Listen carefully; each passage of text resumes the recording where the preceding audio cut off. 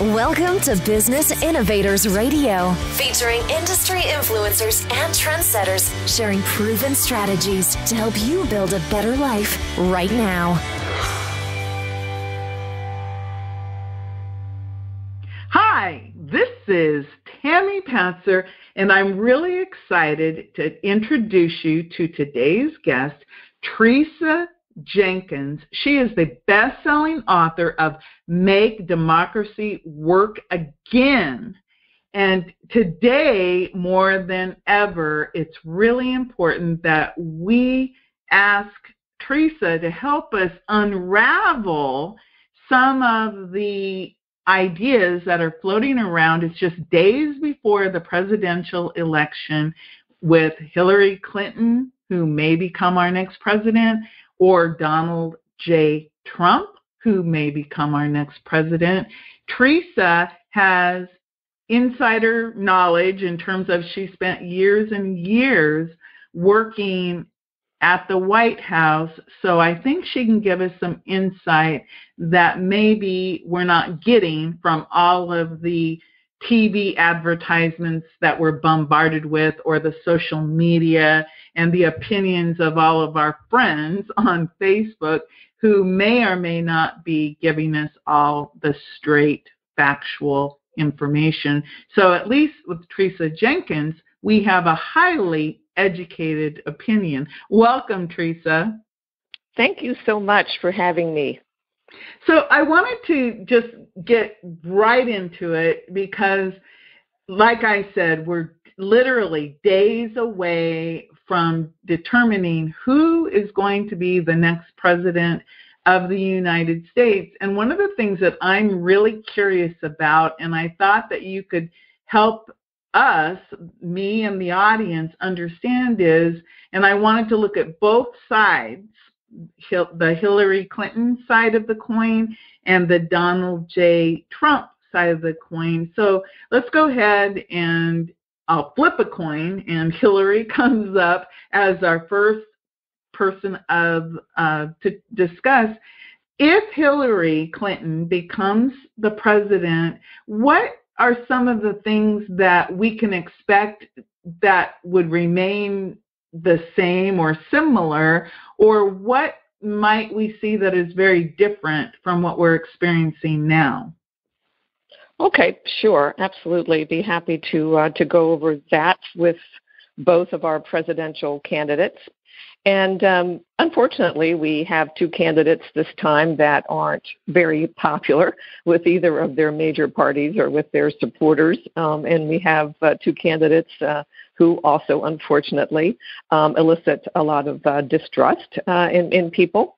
And so for Hillary, of course, I understand that there are many people out there who do distrust her. But whatever we think of Hillary Clinton, we do know that she is an experienced diplomat, and she's got a wealth of experience that she'll bring to the job.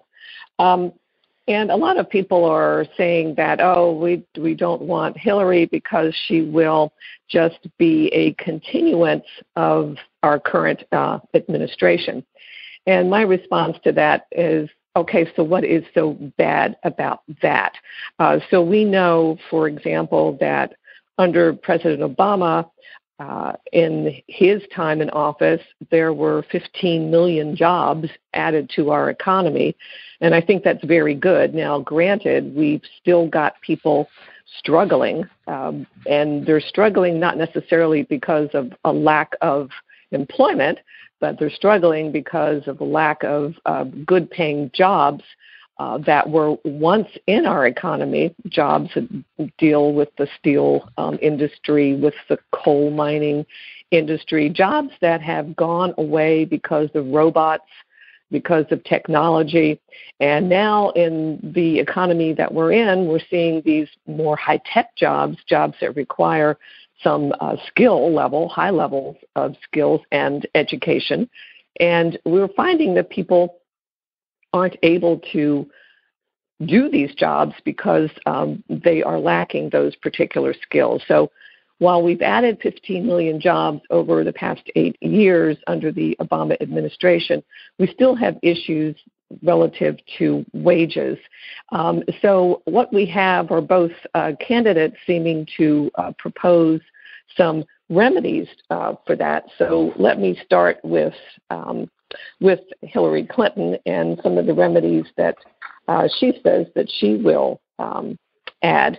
Now, what we're seeing with Hillary Clinton is a big infrastructure proposal where she's going to create a number of jobs that will not require those high level of skills that you need from college education or a college degree. So she's proposing some major infrastructure type work that will also boost our economy and will allow people to get back to work and be able to get a decent wage. She's also proposing to help with some of the issues that people are facing in our economy. She's also proposing that we raise the minimum wage eventually up to possibly $15 an hour, although she has backed off of that and said potentially it would be $12 an hour. And that would be a benefit to a lot of people, again, who are struggling and don't have the education to go with the high-tech jobs that are in demand today. We're seeing a lot of people that are fast food workers, that are in the retail business, et cetera, and they don't have the skills, but they could start to make a more of a living wage should we raise the minimum wage. Now, there are some businesses that balk at that, saying, gee, I can't afford that. On the other hand, when you look at business owners who are already paying above the federal minimum wage, they're saying, this is a great way to attract and retain really good workers. So I don't mind paying above the federal minimum wage. And when you look at statistics and you see that they actually do pay above the minimum wage and are offering better salaries than their competitors, then their business profits are better as well. So they have more successful businesses if they will pay their workers more. That helps with retention as well with recruitment. She is also proposing that we have up to 12 weeks of paid family and medical leave, and that would be to care for a new child, and this is for mothers and for fathers. Contrast that with Donald Trump's proposal is just for new mothers. Her proposal is up to 12 weeks of paid family and medical leave to care for a new child or a seriously ill family member, or for an individual to recover from a serious injury or a serious illness. And she is saying that there will be no additional costs imposed on businesses, that the way she will pay for this is tax increases on the wealthy. So those are some of the major things. Also regarding health care, she has just recently, because we've had the announcement of some premium hikes in some cities, I think we need to keep in mind that the premium hikes that are being discussed in the media are not in all locations across the country, but they do affect some cities more than others.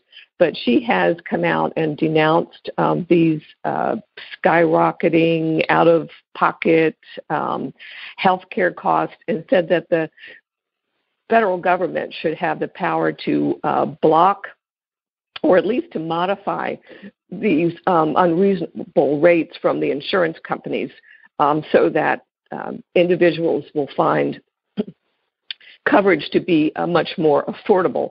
Now, of course, that's going to take a cooperative Congress to do that, and I think even President Obama and certainly former President Bill Clinton has come out and says that, the Affordable Care Act is great. We've got millions and millions of people covered. In fact, we've got 11 million people that are getting their health coverage from the marketplace alone. And it is a good plan, but it can be better and it needs to be fixed. And so Hillary Clinton does have proposals to do that. So I would say that those are the major things that Hillary Clinton would do for the country should she be elected. Now I can go on to Donald Trump. Yes, I'd like to hear about Donald Trump because so often, again, with all the media coverage, we get sound bites, and I haven't really seen or heard very much detail about what Donald Trump is proposing. So maybe you can enlighten us. Well, I think you've hit the nail on the head there, Tammy. That's the problem with Donald Trump and with the website still, is that we don't have a lot of proposals. We've got good sound bites of bringing in jobs and et cetera. But when it comes down to the actual implementation of those proposals, still today we don't have any specific. So it's sort of hard to dive into those proposals and say whether or not they'll actually work or not. What we can do is look at some entities that have looked more closely at some of his tax policies and plans, for example. And we see that the Wharton School, which is part of the University of Pennsylvania, has said that his tax policies and his immigration policies would cost the United States about 4 million jobs. And so what they're saying is that the economy would be experiencing some widespread pain under his tax policies, which are, from what we know and what's been analyzed, they are giveaway to the rich. And some are even saying that that could even lead to another recession. So when we talk about the immigration proposal, for example, that he has, where he's planning to build the wall and not allow refugees and immigrants to come into the country, that will in fact hinder businesses who rely on those skills. What he doesn't talk about, and what I find unusual in the media to not be bringing this up, is that for the past 10 years, more people have immigrated from the United States to Mexico than vice versa. So when he talks about this wall on the southern border, it's not going to allow for the creation of all these jobs that he's promising, that he's claiming that he'll be able to provide, because he's claiming that the jobs have been taken away from them by these illegal immigrants. But in fact, we've got more people leaving the U.S. than are coming in. So that, to me, doesn't make a lot of sense. And his promises about the bringing back the steel industry and the coal industry, when you research that, which I have, you find that, let's talk about the coal industry just as an example. We're finding that natural gas is so much cheaper than coal these days that there isn't the investment in coal like there used to be. And so the notion that the President of the United States can force companies to purchase coal versus natural gas, I believe to be unrealistic. Also, I believe it to be unrealistic that the jobs in the steel industry are going to be coming back, because here again, I don't believe that the President of the United States has the power to tell companies where they're going to do their business. Now, you can impose tariffs and taxes and et cetera to try and stop U.S. businesses from moving jobs overseas. But for the ones that are already gone, to say that they're going to just willingly come back to the U.S. when we know that the wages abroad are much cheaper than in the U.S., I think that that's unrealistic. So that's my take on what we know about his proposals for jobs and for taxes. The other thing that he talks about is, of course, the more easy access to guns in the country. And so I'm not really 100% sure if he's going to endorse the proposal for background investigations for people before they can purchase a gun, particularly those on the terrorist watch list, as well as those who are mentally unstable. But because he is getting so much money from the NRA, the National Rifle Association, and we know for a fact that the NRA doesn't want these background investigations to be done, then I think we could probably see a strong proliferation of guns in the country as well. And some people may look upon that as positive, and some people look upon that as negative to our society. Also, what people may look at as positive or negative is I think that he would reduce the funding for public schools and funding for programs that would help the poor, like food stamps, the school lunch program, Medicaid, which is the health insurance program for low-income people in the country. He has said that he will cut back the funding on those social programs, including education. He is a big supporter of charter schools. So those people out there who are big fans of charter schools will probably like that proposal. And we have to say that there are good charter schools, but we also have to note that there are some for-profit charter schools that don't meet educational standards. So that is a little bit questionable. So it depends on where you are with your initiatives or your what you like as far as schools for our children. I think we'll see less funding for public schools and more charter schools across the country. As far as climate change, we know for a fact, based upon his speeches at his rallies and at the convention, and during the debate, well, we didn't really see anything about climate change during the 3 debates, which was very disappointing. So we can only go by the convention and what he's been saying at the rallies.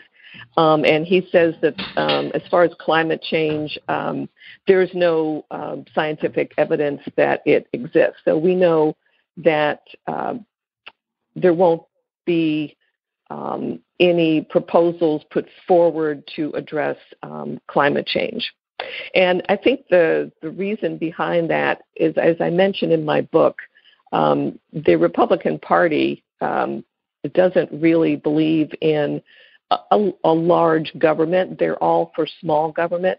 So when you talk about addressing climate change, you have to sort of be in agreement that the government has a role to address climate change, either totally or at least partially. And when you say the government has a role, then you're going against what it is that the Republican Party stands for. So I don't think that we will see any effort at all to address climate change. So I think those are the big things that come out as far as Donald Trump's proposals. Well, for example, for health care, all I've heard him say is he wants to repeal the Affordable Care Act, but then I never hear, well, then what? Just repeal it and let everybody go back to having nothing, or replace it with something? Does he have any plans that you've found in your research to what to replace the Affordable Care Act with? I'm seeing the exact same thing that you're seeing. It's a repeal and replace with no specifics. But if you go back to Mitt Romney in his election, he promised the same thing. And when you finally were able to pin him down it would be to go back to the way we were before the Affordable Care Act went into effect. So I think it would probably be the same thing. That would be my guess, because that's the Republican strategy, is to go back to where we were before and just eliminate the Affordable Care Act, which would leave 20 million people without health care again.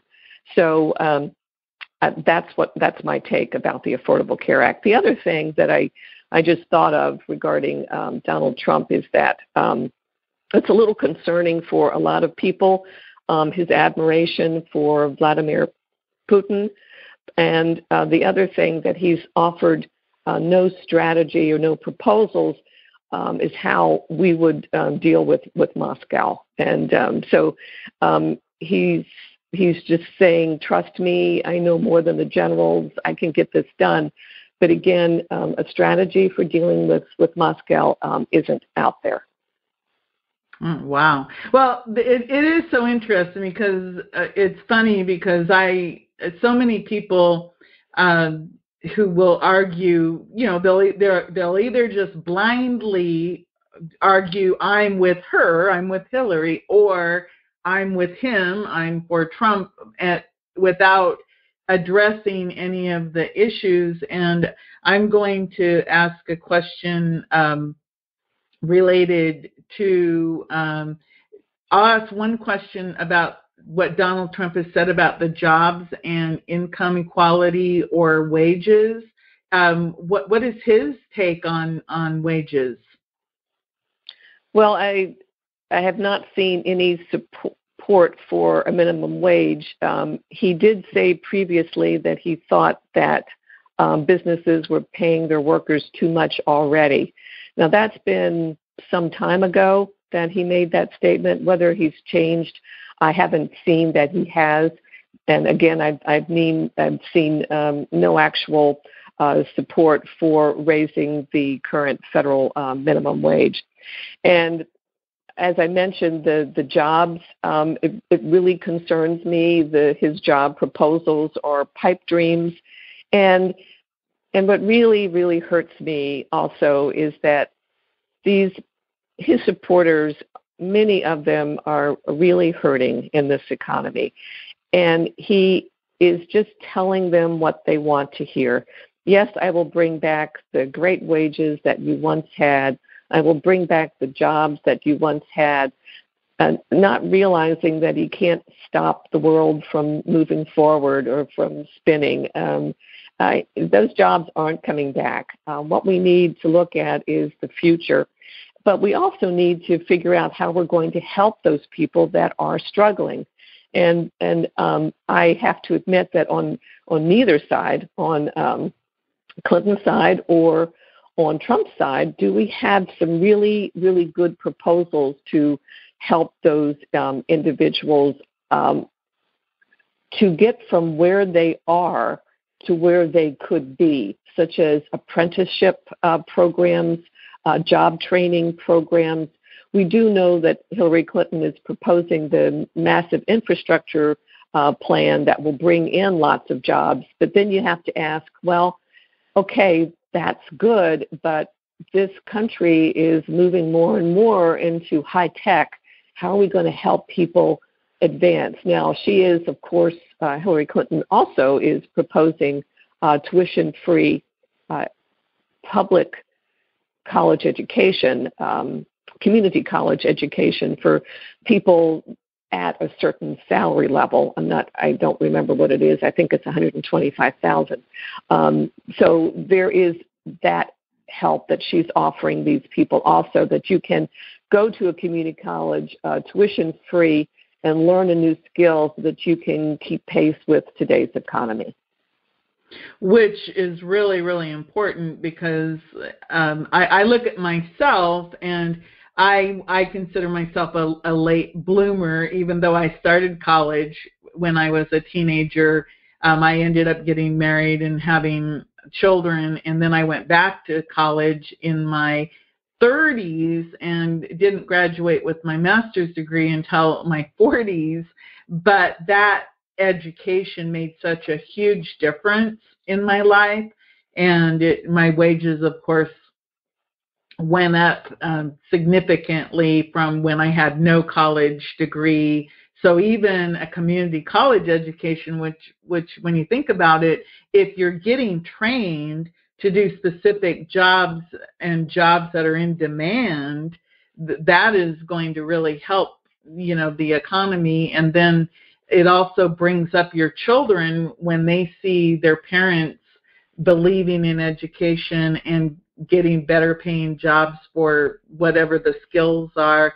It seems to bring up everybody in an entire family when people start to use education to help them to get the jobs that they need the education for. I wanted to also ask you, because obviously Hillary Clinton, she's been in politics, it's basically a lifetime, 30 years. And Donald Trump, he's been a businessman, and he's a multi-billionaire, and of course he's had all the ups and downs of business, which, bankruptcies and all of the things that go along with being in business. And then on the Clinton side, I guess it's the ups and downs of being a politician. So they both seem to have backgrounds, but many people, they'll talk about the Clintons as if being in politics for 30 years, like Hillary was in charge of the government for the last 30 years. And I think that's, I'm thinking to myself, well, Bill, when he was president, that was in the 90s. And then, of course, we had the Bush in there for quite a long time. We had a lot of other people in the last 30 years besides Hillary Clinton. And I always wonder about, as a consumer or a politically active citizen of the United States who wants to cast their vote, how much of all of the advertising and all of the ad campaigns is even remotely true? I have the conspiracy, like on the Hillary camp, anti-Hillary camp, there's all of these conspiracy theories blaming her for everything that you can imagine over the last 30 years. And then on Donald Trump's side, obviously he comes from the pageant background, and you've heard things come out of his mouth that are definitely not very complimentary to females. How does your average person, really decipher what should they be really focused on? We keep hearing about emails on Hillary's side. Donald's side, we hear about the things about women and think, should we care about the emails? Should we care about Donald's, the way he talks about women? What is it that we're being distracted from? What should we really be measuring in these two candidates? I know that's kind of a long, convoluted question, but do you understand if I'm confused about what am I really looking for, to make the right decision for me personally? What should I be looking at that's going to really make a difference in my life, for the next 4 to 8 years, depending on what happens? Well, you've touched on a number of things that are really important. One is the TV ads, which you never know if they're true or not, and it's hard to figure out who's actually paying for these ads. So that's the trouble. That's the trouble with money in politics, and the PACs and the super PACs, and that is something that I think that we certainly have to address in the next presidency, is trying to get the money out of politics so that we can have more informed citizens, so that they won't be as confused, because as you rightly pointed out, it is very, very confusing and very difficult to figure out what's true and what's not. And unfortunately for busy people, it is hard for me to say, well, you should go to the website of the candidate. You should check the nonpartisan PolitiFact and see if what you're seeing is accurate or not. But for very busy people that have lives, children to raise, people that are still working, that's extremely difficult and time-consuming to do. Unfortunately, that's where we are today, is that you do have to go to these, and thankfully, we do have PolitiFact. It's PolitiFact, and it is nonpartisan, and they will check statements of candidates so that you can figure out if they're lying to you or not. But I would say also, in response to your question, is that you have to personally figure out what's important to you. So if you've got children in school and you're concerned about their education, then education is a priority for you. And just search on the websites of the candidates and see what they're saying about education, if that's your top priority. If your top priority is jobs, then look for that. But I think each of us as citizens have to decide what's important to us. And I think that we are perhaps deliberately getting distracted by the emails and by the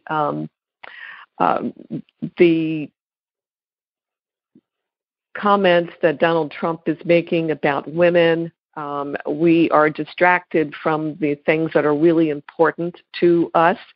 And my trouble with the candidate who is saying the things that he is saying about women is that I think women's role in the future will be in jeopardy if Donald Trump is in the White House.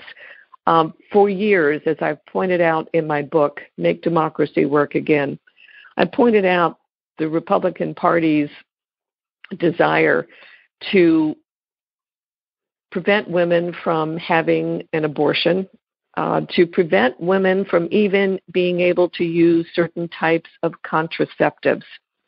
I think we will see women's roles going backwards under a Republican presidency and a Republican House. So that is one of the dangers of Donald Trump.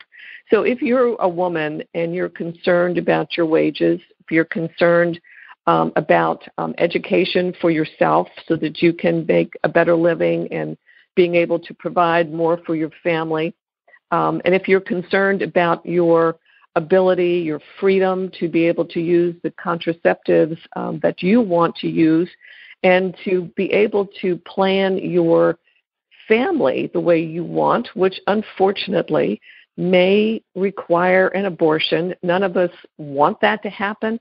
None of us like abortions. But the reality of the situation is that women and the economy and abortions and family planning, they're all linked together. So women have to have the freedom to plan their families with the use of contraceptives, which the Republicans want to take away. And they could do that in two ways. One is they could appoint Supreme Court justices to the U.S. Supreme Court that will nullify and overturn Roe v. Wade, which is the Supreme Court decision that gave women a constitutional right to have an abortion. They could also nullify two other Supreme Court decisions, which gave unmarried women and married women the right to use contraceptives. But the other way that they could do that without getting justices on the Supreme Court is they could pass a law which would nullify all three of those constitutional laws, which would state that a life begins at fertilization. So if you pass this law, which is a dangerous way to lead the country and women's lives, but if you do pass this law, then you could overturn all three of those Supreme Court decisions without having enough justices in the Supreme Court to do it. So that's the danger for women. So I would say for any women listening, if your concern is about the use of your ability to plan for the future of your family, I think the Republican Party is very dangerous. Wow, that is scary. I was actually going to ask you about the Supreme Court justices because the next president is going to, I take it because they didn't, the person that President Obama selected, they have not, what is it called, ratified or whatever, approved him. They haven't approved that person. So obviously, if Donald Trump became president, he could scrap any suggestions that are already there because he's talked about that he has a list of like 20 people that he would suggest. How many Supreme Court justices are we looking at changing right now? Just one or adding? Right now, just one. But over the course of the next 4 to 8 years, it's possible there could be other opportunities because many of those people are quite older, I believe. Is that? Yes, the possibility of 2 to 3 U.S. Supreme Court justices over the next 4 to 8 years. Yes. Oh, wow. And you're right. Donald Trump does have a list, and I have looked at every single one of those potential nominees for the Supreme Court. I'll just mention one because he's in my home state of Florida. He's on the Florida Supreme Court. His name is Kennedy, Csanady, Kennedy. He is very much anti-abortion, and so he is like all the other potential nominees. I think we have to look at the big picture here. We're seeing a number of evangelical Christians which are supporting Donald Trump. And you might say, well, that doesn't make any sense. Look at the way he talks about women. Look at the way he talks and makes fun of the disabled. Is that really a Christian? But what these evangelical Christians want is they want the Supreme Court decision on Roe v. Wade, the constitutional right for women to have an abortion. They want that overturned. So they're overlooking all the other negative traits of this candidate so that they can get their objective, which they've been wanting to accomplish for the past 20 plus years. They think that they could be really close in getting their wish granted should Donald Trump get into the White House, because all of his Supreme Court justices would definitely, the proposed on his list would definitely overturn Roe v. Wade.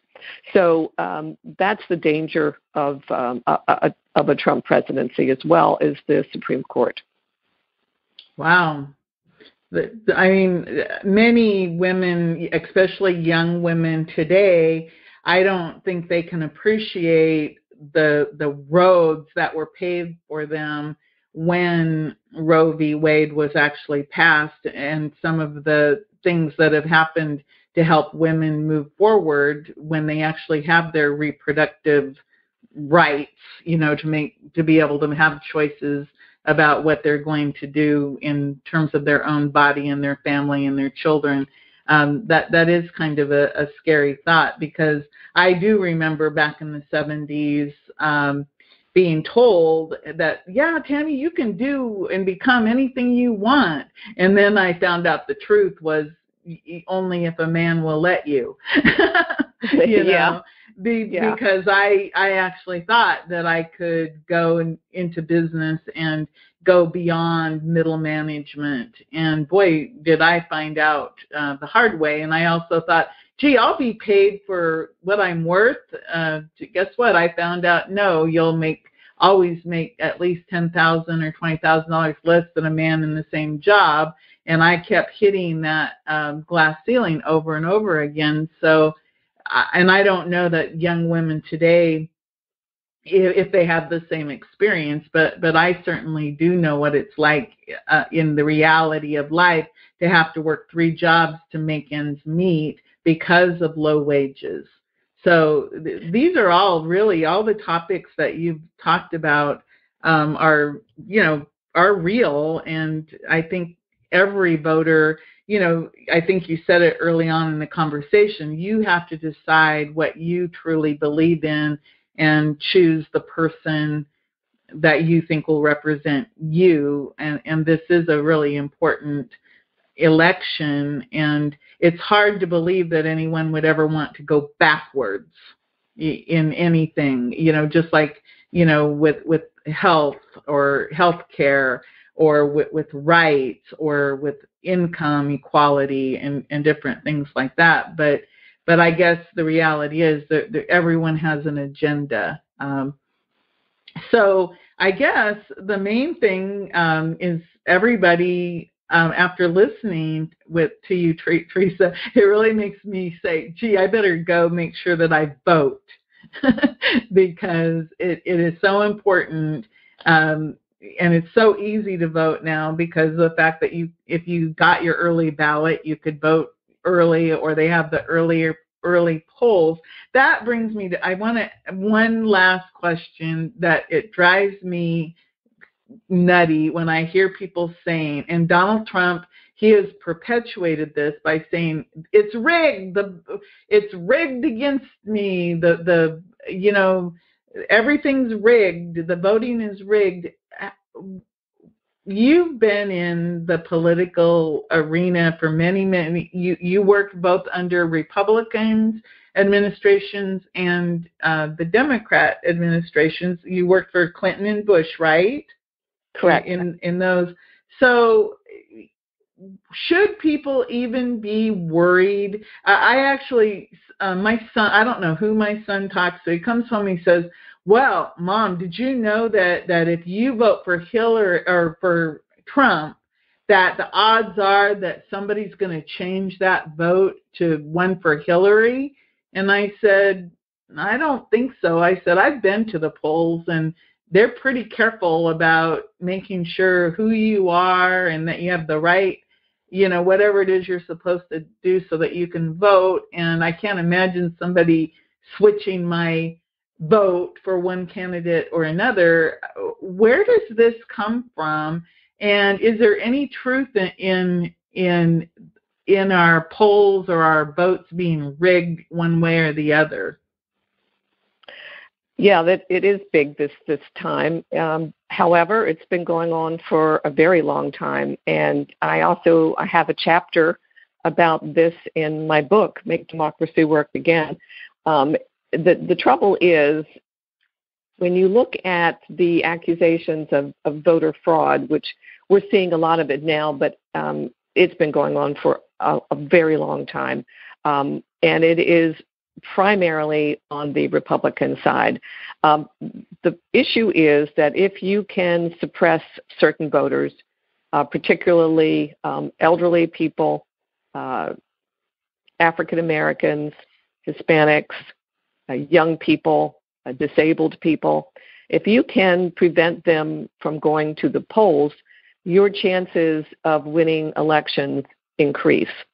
So we see the Republican Party talking about this voter fraud and how your vote won't count and how your vote will be changed, and it's all just a bunch of lies.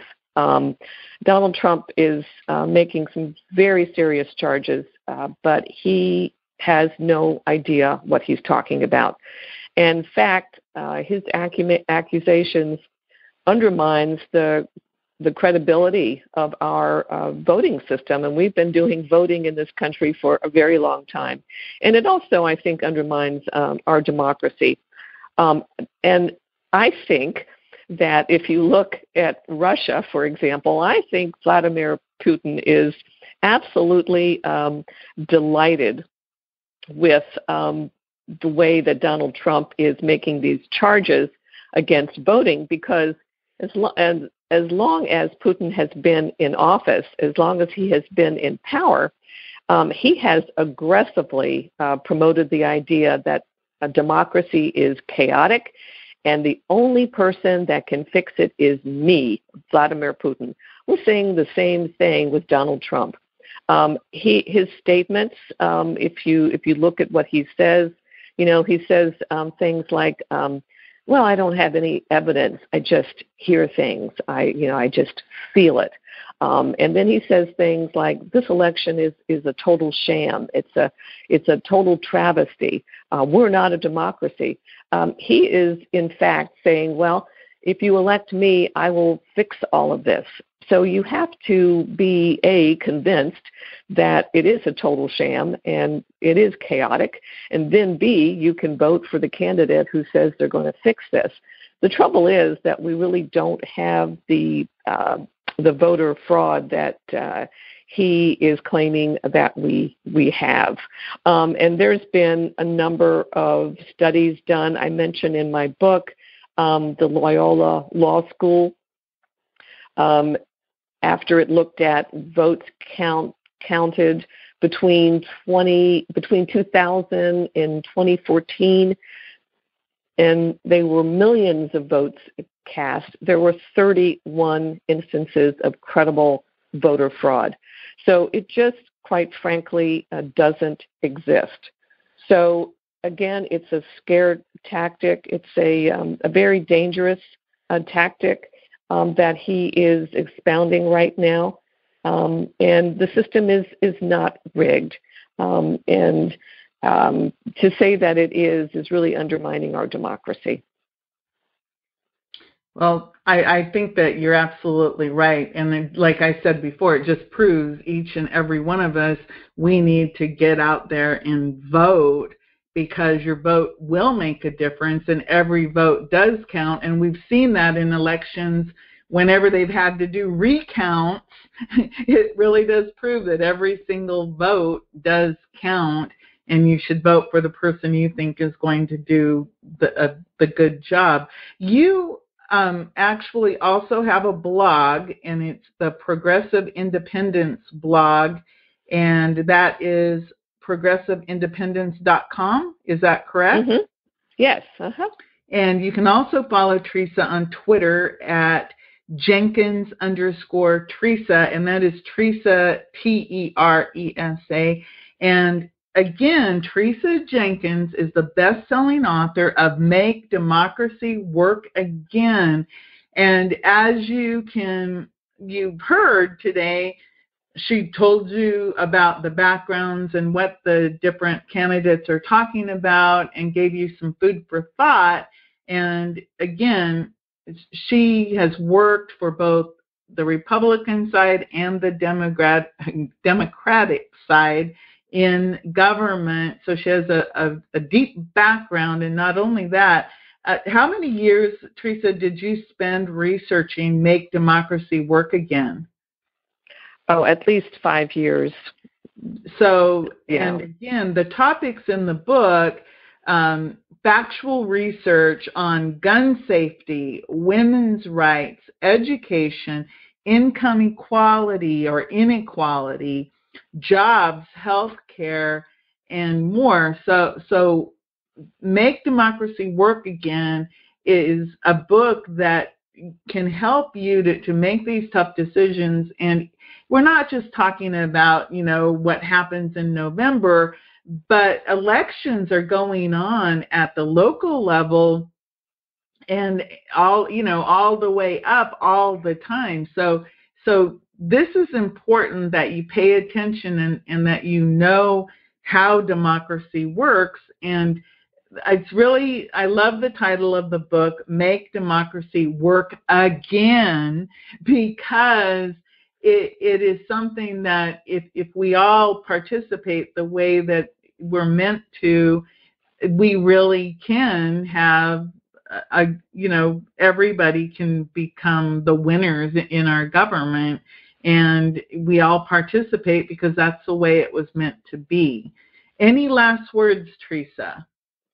Well, I think that really sums it up very well. And there are great sites that you can go to understand better what is on your ballot besides just the president's. And do pay attention to your local League of Women Voters. They are a nonpartisan group. They can help you understand any constitutional amendments that may be on your particular ballot, depending on where you live. And they can also help you with understanding the voting process in your particular state.